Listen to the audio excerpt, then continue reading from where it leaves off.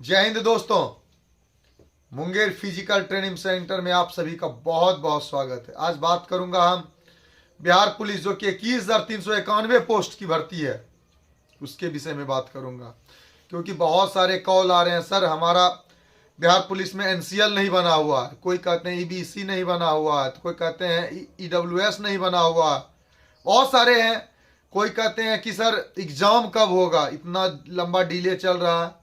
सबसे पहले तो हम लोग इतनी संघर्ष किए, इतनी संघर्ष के बाद इतनी बड़ी वैकेंसी का हम लोग को मिला 21,391 पोस्ट अप्लाई करने का, लेकिन उसमें भी क्या गड़बड़ी हुई, पेपर लीक हो गए, एग्जाम कैंसिल हो गए, कुछ की एग्जाम होने वाली थी उसको स्थगित कर दिया गया।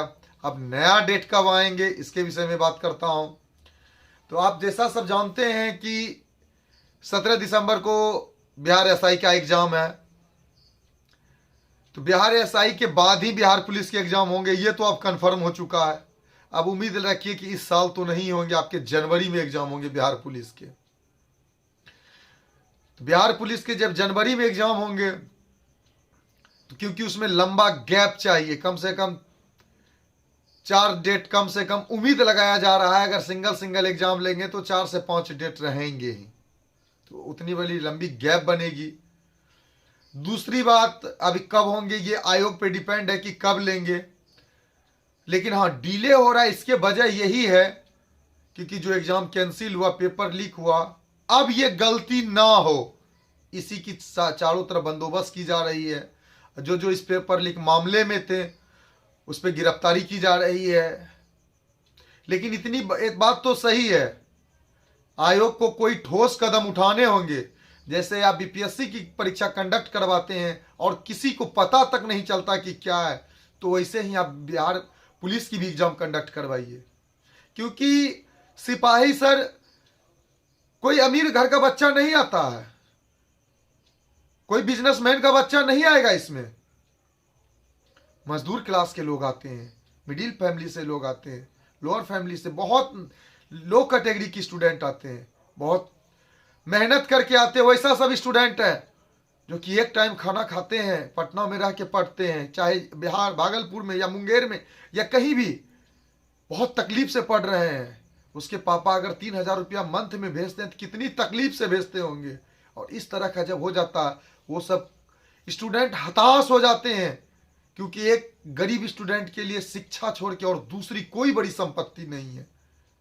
और उतने बड़े वो सामर्थ्यवान भी नहीं है, टैलेंटेड बहुत हैं, बहुत ज्यादा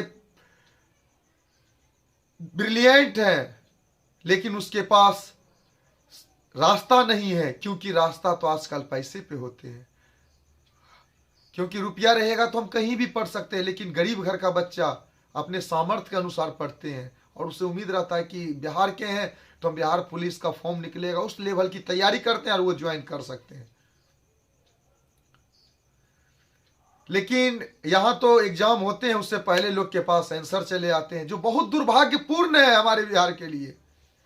इसमें सभी प्रशासन एक परेशान है, कुछ मंत्री लोग परेशान है कि ऐसा क्यों होते हैं। हम आयोग से विनती करना चाहते हैं कि इस बार बिहार पुलिस का जो आप एग्जाम कंडक्ट कराइएगा, इस गलती ना हो सर, क्योंकि बहुत 18 लाख प्लस अभ्यर्थी की जिंदगी की बात है, किनका भविष्य 21,391 पोस्ट में जगह बना लेंगे। और बात करते हैं अभी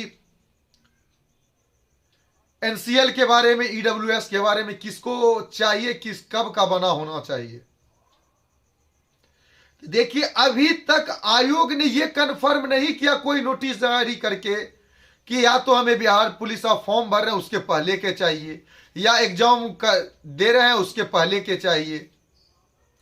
अब ज्यादातर अभ्यर्थी कंफ्यूज है। रियल बात है कि किसी को पता नहीं है कि कब की चाहिए।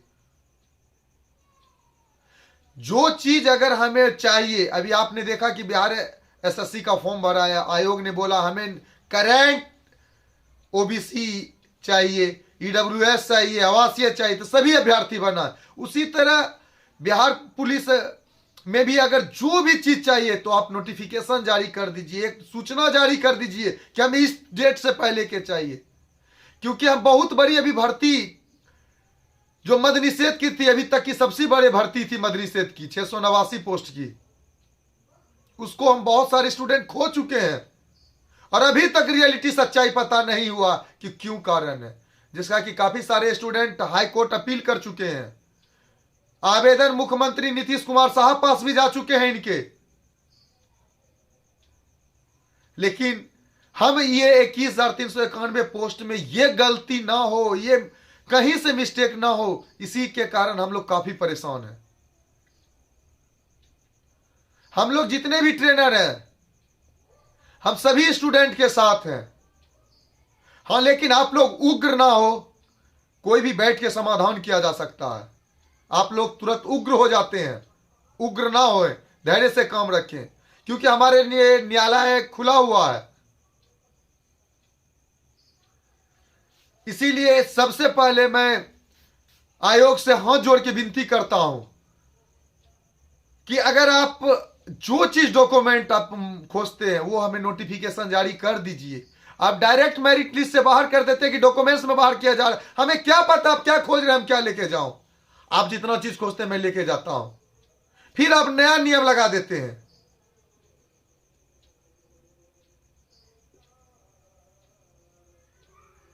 इसीलिए आप लोग अभी तक कंफर्म कुछ भी नहीं है, लेकिन इतना जरूर है कि एग्जाम अभी होने में समय है, चाहे जब तक हो जाए, 1 मंथ 2 मंथ में आप लोग पुनः बनवा लें। अभी तक जो अभ्यर्थी अभी तक नहीं बनवाए हैं, ईडब्ल्यूएस हो जाए, चाहे एनसीएल हो जाए, चाहे जो भी हो, आप सभी जरूर बनवा लीजिए।